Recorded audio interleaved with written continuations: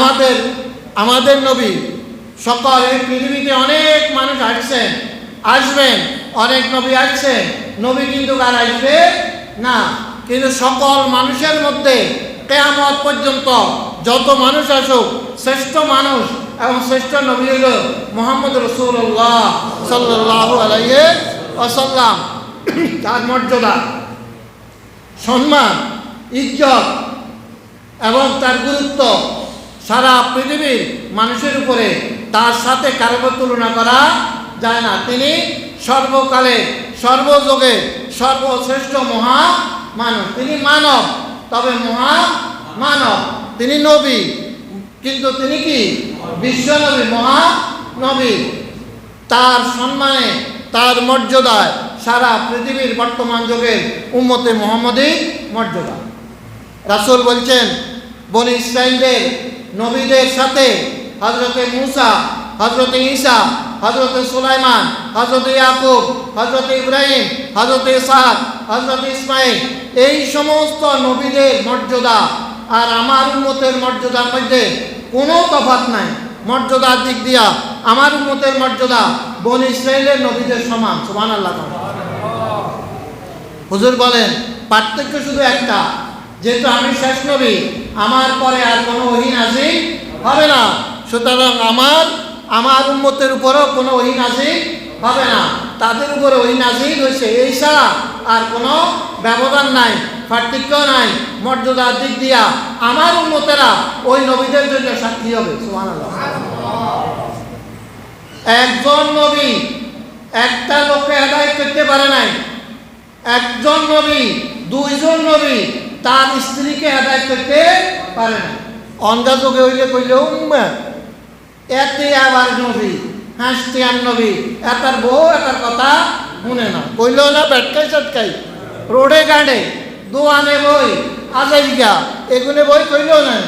উম্মা এতে আবার কয় এতে নবী, এটার বউগা হয়েছিল এটার কথা শুনে না, তারে মানে না।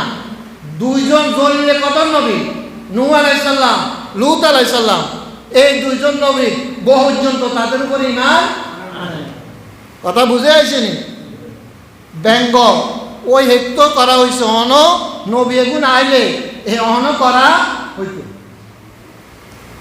অথচ আমার আপনার নবী মুহাম্মদ রাসূলুল্লাহ সাল্লাল্লাহু আলাইহি সাল্লাম, তার একজন উম্মত, তার নাম হইল কি খাজা মাইনুদ্দিন চিশতি। আরেকজন উম্মত কুতুবে সুবহানী আব্দুল কাদের জিলানী রাহমাতুল্লাহ আলাইহি। এই দুইজনের হাতে লক্ষ লক্ষ লক্ষ লক্ষ হিন্দু খ্রিস্টান কি করছে, মুসলমান হইয়া আল্লাহ নবীর উম্মত হিসাবে পরিগণিত হয়েছে। এক মজলিসে 90,000 হিন্দু মাইনুদ্দিন চিশতির হাতে ইসলাম কবুল করছে। বুঝতে পারবেন? তো একজন উম্মতের হাতে হাজারো লাখো মানুষ কি করছে, দ্বীনের পথে আসছে। বনি ইসরাইলদের সকল নবীর কাছেও এতজন উম্মত পাওয়া যাবে। এটা হইল রাসূলের কি মুজিজার বরকত। কি এর বরকত? মুজিজার। আমার কাছে একটা কথা আছে না, কয় দিল্লি বহুত দূর হয়, কথা কয়নি, অনেকে কথার লগে কয়নি, দিল্লি বহুত কনসেপ্ট কিনলে কয়, বুঝলি?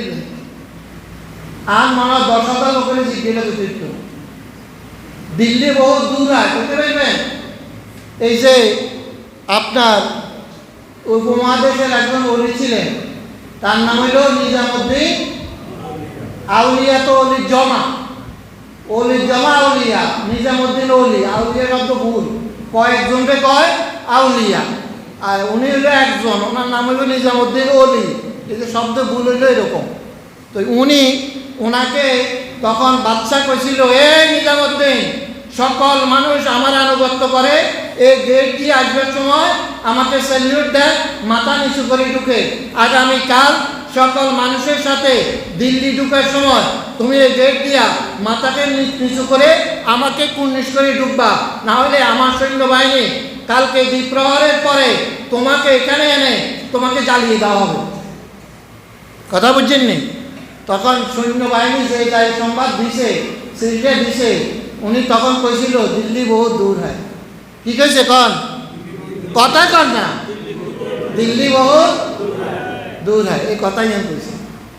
ইয়ান কই বলছে যে আপনি যান। ওই সকালবেলায় যখন যাইব পরের দিন আর কি, যখন ওই বাচ্চা ওই গেট দিয়া তার কি করবে সিংহাসনে ঢুকবে, ওইখানে বাড়িটায় ওইখানে সে চিৎপটম, সেখানে মারা গেছে। বাচ্চা সেখানেই মারা গেছে, আর নিজামুদ্দিন তাকে কুর্নিশ করতে হয় নাই। এখন মানুষের ইয়ালাই কয়, কোনো জিনিস ইয়ে হইলে কয় দিল্লি বহুত দূর হয়, তোরটালই তুই থাক, দিল্লি বহুত দূর হয়, আমার দ্বারা কি হবে না, তুই আমার কাছেও আইতে পারবি না।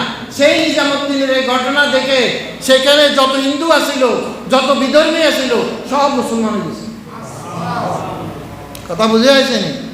তো কথা এটা বলছিলাম যে এই উম্মতের মর্যাদা, এই উম্মতের সম্মান রাসূলের মর্যাদার কারণে, যেহেতু রাসূলের মর্যাদা এখনো আছে না?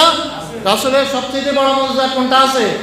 কোরআন। এই কোরআন যতদিন আছে এই উম্মতের মর্যাদা ততদিন আছে এবং থাকবে। আল্লাহ রাব্বুল আলামিন আমাদেরকে বুঝার তৌফিক দান করুন। হাযা মা ইনদি আসহাবিল্লাহ।